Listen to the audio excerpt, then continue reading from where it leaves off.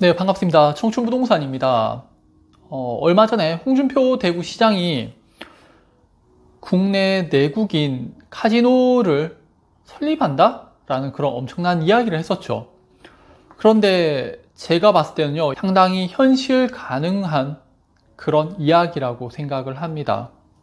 다들 대구공항 이전지인 이제 군위 쪽에 투자를 많이들 고려하시는데, 상대적으로 대구공항이 이전되고 나서 후적지 개발에 좀 관심을 가지는 게 더 좋을 것 같습니다.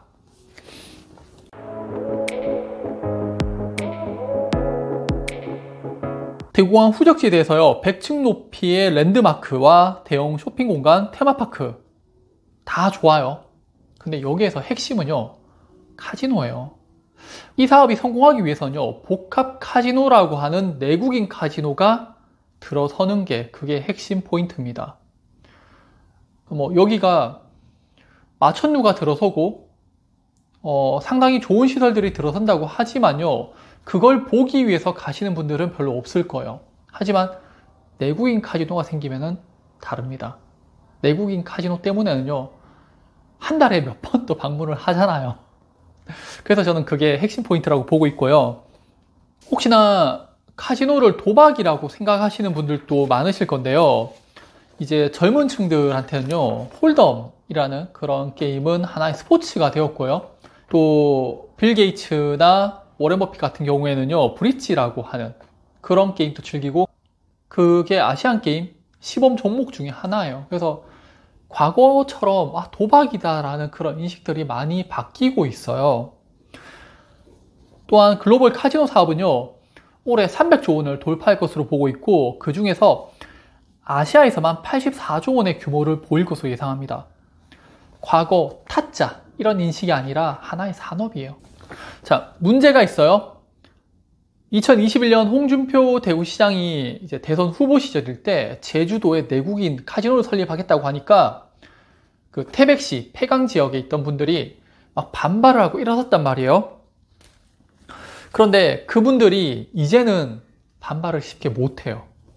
자, 왜냐하면요, 폐강지역 개발지원특별법의 효력이 2025년까지였는데 2045년으로 20년간 연장을 시켜줬어요. 자, 강원랜드는요, 2025년에 문을 닫아야 하지만은 20년 동안 더 연장을 시켜주는, 어떻게 보면 특혜를 부여받았는 거죠. 폐강지역 주민들이요, 그런 수혜를 받았기 때문에 다른 지역에 내국인 카지노가 생기는 것을 쉽게 반대할 수 있을까요? 저는 어렵다고 보고 있어요. 아니면 본인들도 2025년에 문을 닫든지. 근데 그게 아니잖아요.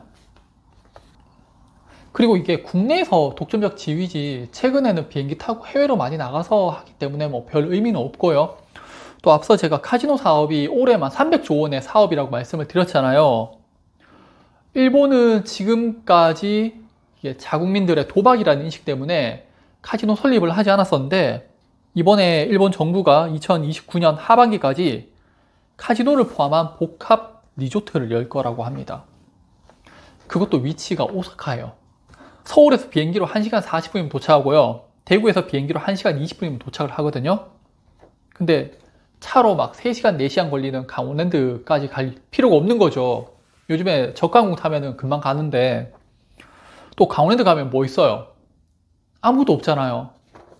그런데 오사카 가면요, 유니버셜 스튜디오 있죠?